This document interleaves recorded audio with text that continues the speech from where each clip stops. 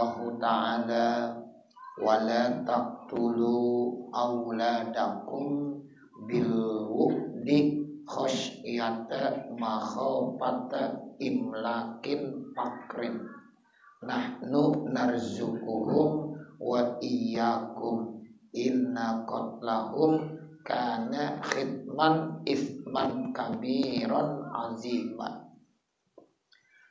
Allah Subhanahu wa taala berfirman di dalam surah Al-Isra ayat 31.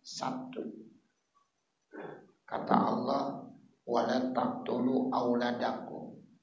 Jangan kamu membunuh anak-anak laki kamu. Bil wuddi, caranya dengan mengubur hidup-hidup. Khasyata, karena takut. Makhofata imlakin fakrin, karena takut kepakiran, takut miskin. Jadi Bapak Saudara, dalam ayat ini kita dilarang dan hukumnya ini haram. Jangan kamu membunuh anak laki kamu dengan cara mengubur hidup-hidup karena takut miskin. Jadi dulu di zaman jahiliyah itu ada kebiasaan mereka, ya, kalau punya anak perempuan dia merasa rendah, hina. Tuh. Kemudian dibunuh hidup-hidup, kan begitu dulu ya, dikubur hidup-hidup. Namun setelah itu berakhir ternyata masih ada lagi, ya, kebiasaan orang Islam tanpa sengaja mereka membunuh anak-anaknya secara hidup-hidup, ya, karena takut miskin.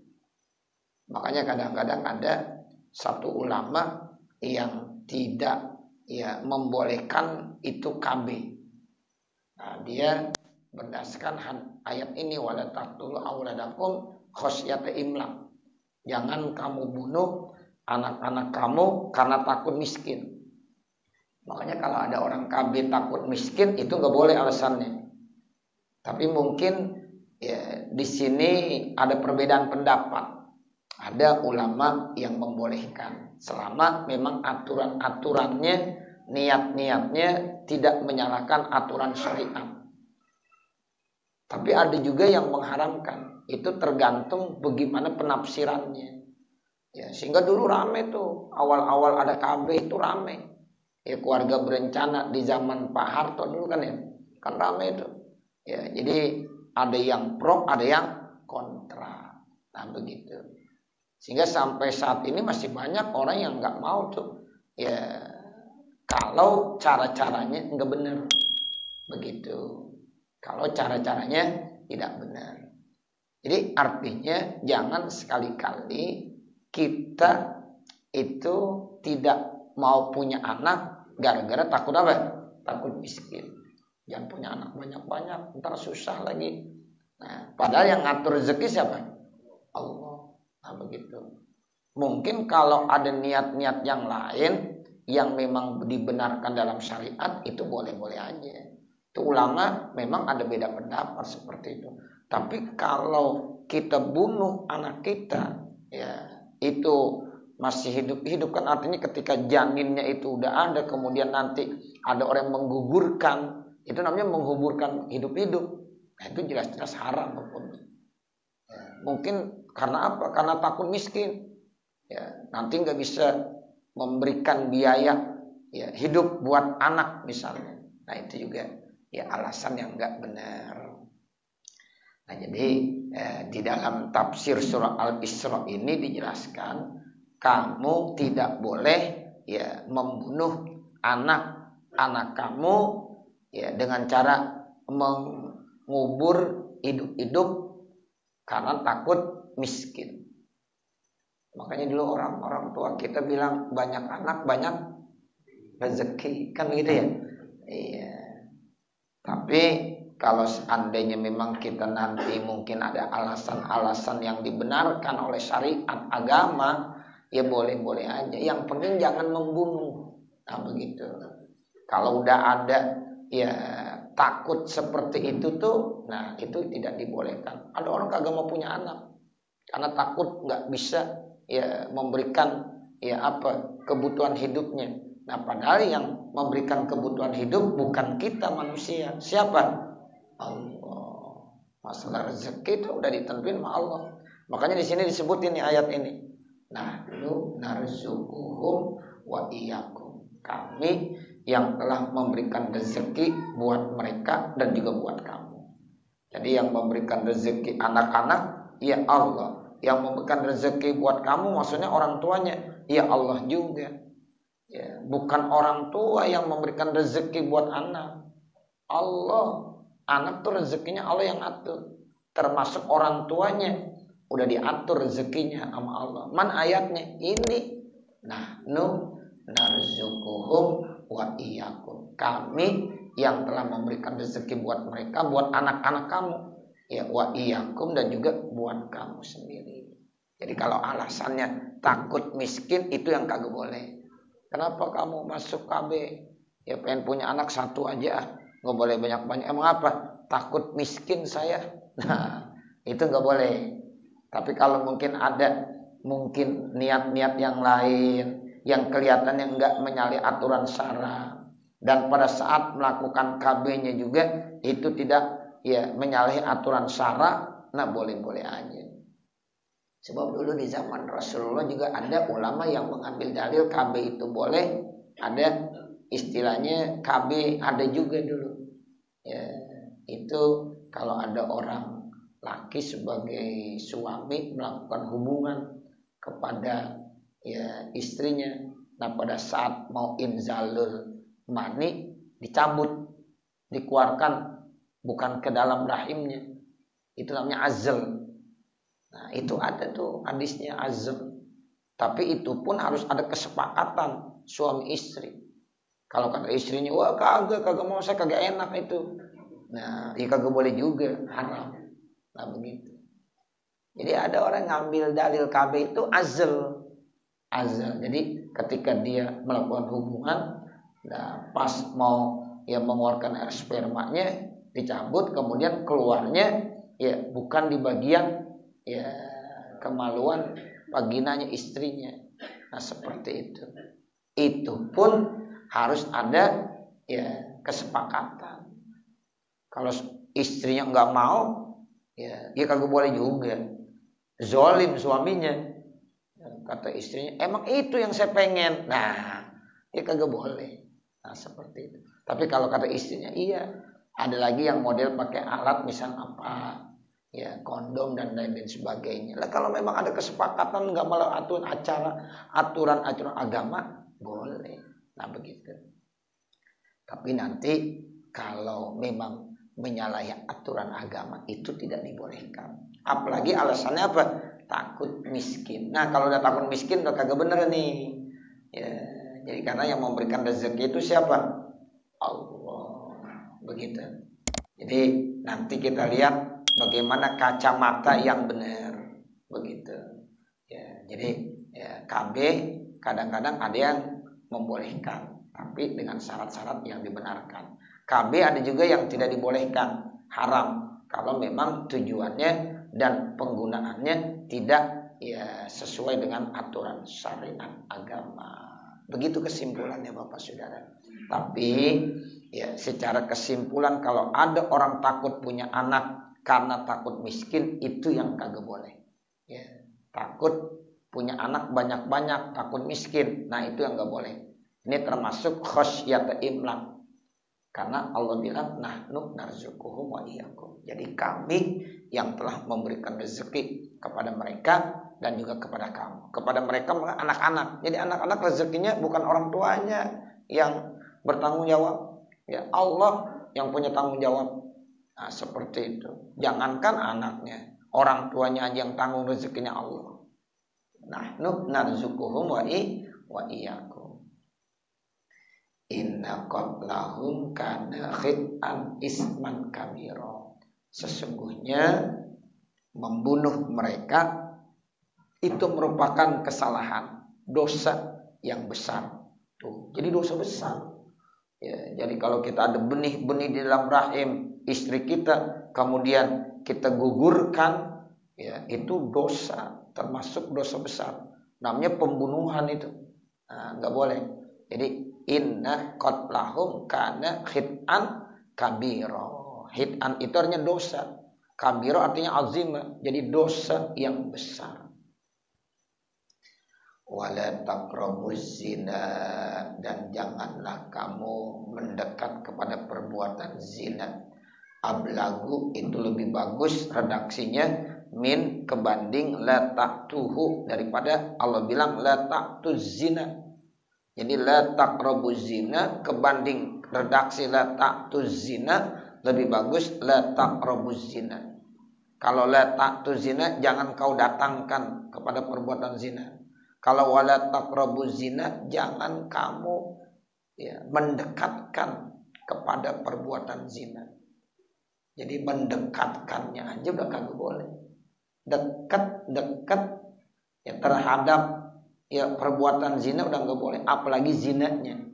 Nah begitu. Jadi manusia tuh laki perempuan berduaan gitu. Ya, nggak ada mahramnya. Nah itu bukan suami istri. Ya, ini hukumnya udah termasuk mendekatkan kepada perbuatan zina. Itu udah kagak boleh tuh, nggak boleh. Dikhawatirkan nanti gara-gara dia berdua-duaan tanpa ada mahramnya, ya takut nanti dia dibujuk dirayu oleh setan sehingga nanti dia melakukan perbuatan zina. Jadi mendekatkan kepada perbuatan zina itu tidak dibolehkan. Apalagi zinanya. Deket aja sama perbuatan zina enggak boleh. Itu bahasanya begitu tinggi. Ya. Allah memberikan redaksi dengan kata-kata la taqrabuz zina begitu tinggi. Ya. Allah enggak bilang la taqtuz zina. Sama juga aqimus shalah. Itu tinggi tuh bahasanya. Aqimus shalah itu artinya dirikan sholat. Bukan Allah bilang shollu, sholatlah kamu. Tapi aqimus sholat. Kalau kita bilang aqimus sholat, bukan sekedar sholat. Tapi benar-benar dari awal kita sudah persiapkan. Dari mulai syarat-syarat sah sholat, kita benar-benar udah mempersiapkannya. Wudunya yang benar, pakaian bersih, kondisi suci. Kemudian sucinya juga zohir batin. Kalau kita wudhu namanya zohirnya kita udah suci. Tapi perlu juga wudhu batin. Wudhu batin itu hatinya juga harus bersih. Badan udah bersih karena udah wudhu. Tapi batinnya juga harus bersih. Jangan ria, jangan ujub, jangan khusyuk. Nah itu hatinya juga harus benar. Ya, berarti wudu zohir, wudu batin juga perlu. Nah, makanya Allah bilang aqimus shalah. Ya, jadi bukan shollu. Itu maknanya dalam tuh. Ya, wala taqrabuz zina maknanya tinggi sekali. Ya, Allah enggak bilang la taqtuz zina. Kenapa Allah larang perbuatan zina? Innahu kana fahisyatan. Sesungguhnya perbuatan zina itu ada perbuatan yang keji, kobihan yang jelek. Fahisyah artinya kobihan, perbuatan yang jelek yang keji. Wasa'a wa bi'sa artinya, dan sejelek-jelek sabila jalannya, torikon. Ya sabila maknanya torikon jalannya. Huwa jadi zina itu merupakan sejelek-jelek perbuatan. Wala taqtulun nafsallati harramallahu illa bil haqqi, dan janganlah kamu membunuh seseorang yang Allah haramkan kecuali dengan jalan yang benar. Jadi membunuh orang itu hukumnya dosa besar, enggak boleh. Melukai orang enggak boleh. Kecuali dengan jalan yang benar. Kalau jalan yang benar itu contohnya kisos. Ada hukum kisos. Kalau orang mukul dipukul. Kalau orang nyentil disentil. Ada orang bunuh, ya harus dibunuh juga. Itu boleh, enggak dosa. Namanya kisos. Tapi ada aturan mainnya, enggak sembarangan. Siapa yang akan melakukan kisos nanti ada dalam satu negara ditentukan. Ya, setelah ada sidang, ya lama itu pembahasannya, enggak sembarangan. Kisos itu enggak semudah apa yang kita bilang. Orang bunuh dibunuh, orang nampar ditampar, enggak begitu. Tapi ada proses pengadilan dulu. Bener enggak aturannya semuanya. Nah, kalau memang sudah ditinjau dari hukum, ya baru dilaksanakan hukum apa namanya? Hukum kisos. Nah, seperti itu. Ya, jadi membunuh itu haram hukumnya. Ya, dosa besar, enggak boleh. Jangankan membunuh, melukai orang aja enggak boleh. Ya, menyakiti orang aja nggak boleh. Yang dilukai hatinya udah dosa, nggak boleh. Ya, makanya kita jangan suka menyinggung perasaan orang. Ya, jangan. Ya, kita harus tahu etika adab, gitu. Adab kepada Allah, adab kepada sesama manusia, harus tahu. Nah, seperti itu. Apalagi sampai kita membunuh, mengalirkan darahnya. Sebab al-muslim akhul muslim. Kita sesama kaum muslimin saudara, enggak boleh kita menyakiti. Ya, hartanya itu dihormati. Ya, kemudian darahnya dihormati. Kehormatannya dihormati. Jadi saling benar-benar menghormati, jaga perasaan orang. Nah, begitu. Ya, makanya kita harus tahu etika, adab, gimana adab kita bergaul dengan sesama, adab kita kepada guru bagaimana, adab kita kepada orang tua bagaimana. Itu ada aturan-aturan mainnya, ya, sehingga enggak seenaknya begitu, ya. Ya, jadi ini diatur sama Allah. Apalagi jiwanya, ya, itu manusia mulia. Sehingga haram hukumnya membunuh orang. Kalau udah orang itu membiarkan membunuh tanpa ya nanti dikenakan sanksi hukuman, ya wah ini udah bahaya sekali. Ya, hak azazi manusia udah dilanggar, ya udah bahaya.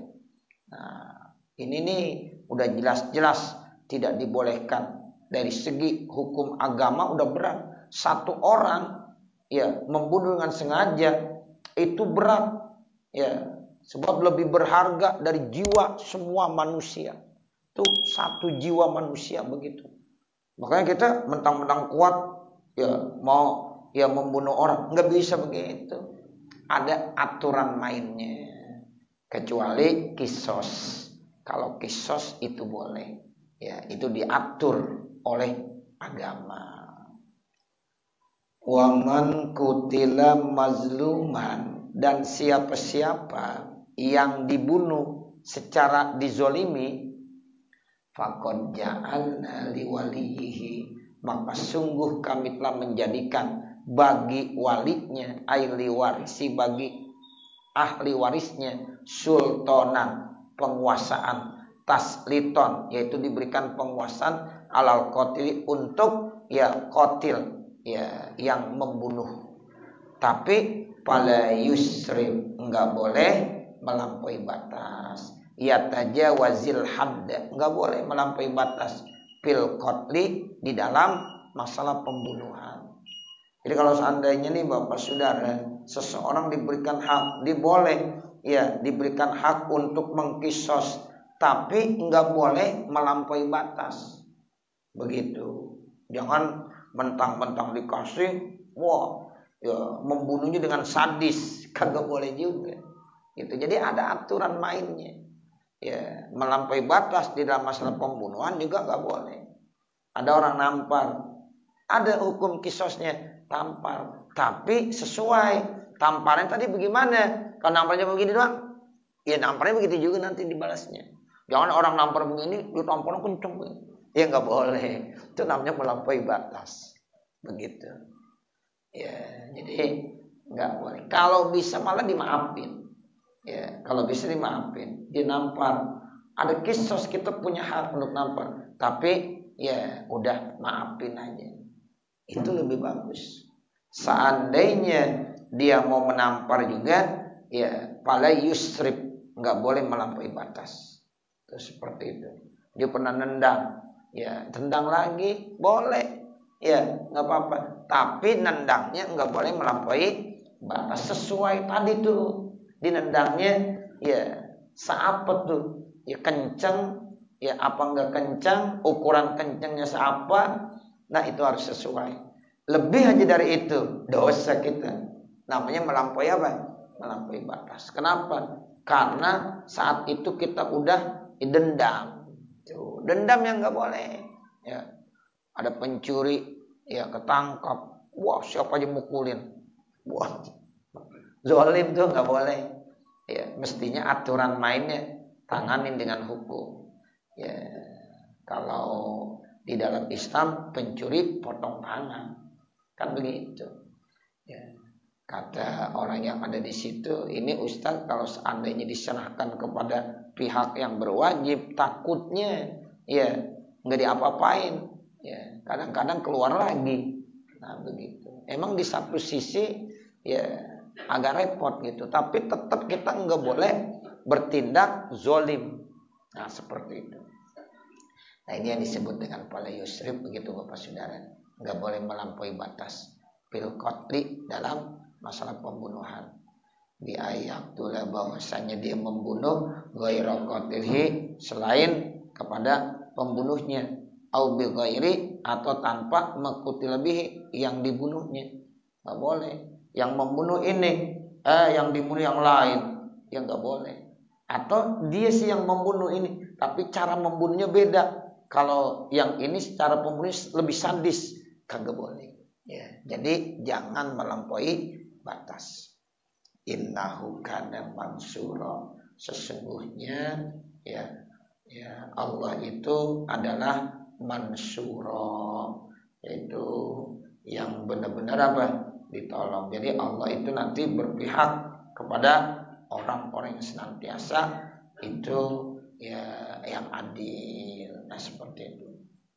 Wala taqrabu malal yatimi, dan janganlah kamu mendekat kepada harta anak yatim. Nah ini juga katakannya indah nih. Jangan kamu mendekati harta anak yatim.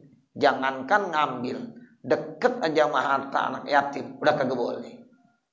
Jangan deket-deket sama harta anak yatim. Kalau ngambil boleh enggak? Ya kagak boleh, deket aja enggak boleh.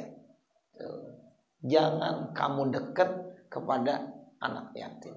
Sama juga ya, wala taqul lahuma uf. Jangan kamu berkata kepada kedua orang tua dengan kata-kata membentak. Membentak. Kalau mukul gimana? Ya, membentak aja kagak boleh, apalagi mukul. Itu begitu. Jangan tanya, Ustaz, dalilnya ada enggak kita haram ya memukul orang tua? Kagak ada dalilnya. Ya. Enggak ada dalilnya. Ya. Nah itu yang kagak boleh membentak. Fala taqul lahuma uf tuh membentak itu yang kagak boleh. Ya. Nah, jadi membentak itu yang tidak dibolehkan. Ya. Jadi wala taqrabu malal yatimi. Jangan kamu ya mendekat kepada ya harta anak yatim. Illa billati hiya ahsan. Ya, kecuali ya apa? Ya billati hiya ahsan, yang itu yang terbaik. Gitu. Jadi kita mendekati anak-anak yatim gak boleh, kecuali kalau memang dari harta itu kita gunakan yang terbaik buat anak yatim. Boleh tuh. Kalau dari hartanya memang dia perlu pendidikan, kita tuh yang ngatur. Ya, tapi kita nggak makan dari harta anak yatim tersebut, itu nggak apa-apa. Karena nih anak yatim duitnya banyak. Kalau kita berikan, dia belum bisa ngatur. Ya, sekarang kita yang megang, tapi kita yang ngatur untuk kemanfaatan anak yatim itu, nggak apa-apa. Itu namanya illa bilatihi asam. Sampai kapan kita serahkan itu hartanya? Hatta yablugha asyuddah, sehingga dia mencapai apa? Dewasa. Kalau udah dewasa, udah balik, Nah baru serahkan. Itu seperti itu. Ya, jadi sampai dewasa. Dewasa itu kapan? Kalau udah balik. Ya kalau udah balik ya silakan serahkan. Ya mungkin aja ada anak yatim karena orang tuanya punya hartanya banyak. Nah kemudian dia termasuk ahli waris tunggal misalnya. Ya, tapi masih kecil. Ya, belum bisa tuh mentasarufkan hartanya. Nah, itu sekarang dipegang sama walinya, sama encangnya, mencingnya atau siapa aja. Jangan kesempatan, wah ini hartanya banyak, dia makan. Dosa enggak deh? Dosa. Enggak boleh, itu dosa. Ya, jadi dia harus benar-benar bisa ya menggunakan untuk keperluan anak yatim itu. Nah, nanti kalau dia dewasa baru dah serahkan ini harta milik kamu dari ya warisan orang tua kamu. Nah, seperti itu. Jadi itu semuanya harus dilaksanakan seperti itu. Ya, jadi hatta yablugha asyuddahu. Ya, sebab kalau nanti dia makan dosanya besar itu Bapak Saudara. Ya, sama aja dia makan api di dalam perutnya. Itu sama seperti itu, ya. Wa aufu bil ahdi, dan penuhilah janji. Tuh, janji harus dipenuhi. Itu iza ahadtumullaha, apabila kamu berjanji kepada Allah, awin nasa, atau kepada manusia. Kita kadang-kadang janji kepada Allah, atau kita janji kepada manusia. Nah, ini janji baik kepada Allah maupun kepada manusia harus diapain? Ditepati. Aufu bil ahdi. Innal ahda kana mas'ula. Karena ya janji itu nanti akan dimintai pertanggungjawabannya. Jadi janji itu akan dimintai pertanggungjawabannya di hadapan Allah Subhanahu wa taala. Ya, anhu daripadanya. Wa aupul kaila, dan ya tepatilah takaran. Atimuhu, artinya sempurnakan. Takaran itu bagi orang berbisnis, ya tolong tuh timbangan takaran harus disempurnakan. Izakil tuh apabila kamu menakar. Wazinu, dan timbanglah bil qistosil mustaqim, dengan timbangan yang benar. Al mizanis sawi, yaitu timbangan yang benar. Ini nih orang-orang berbisnis nih, ya Allah jelaskan, ya kalau nakar, kalau nimbang, kalau menggunakan alat-alat ukuran, ya itu harus benar-benar, jangan sampai mengurangi, ya sebab nanti itu akan dimintai pertanggungjawabannya di hadapan Allah Subhanahu wa taala.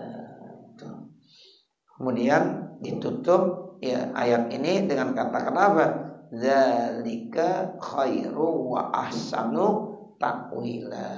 Nah, itulah yang lebih bagus, ya, wa ahsanu ta'wila, dan itu harta. Ta'wila itu malat, ya, jadi harta yang terbaik. Jadi harta yang terbaik adalah harta yang kita miliki dengan cara-cara yang baik. Ketika kita berbisnis, diajarkan berbisnis dengan jujur.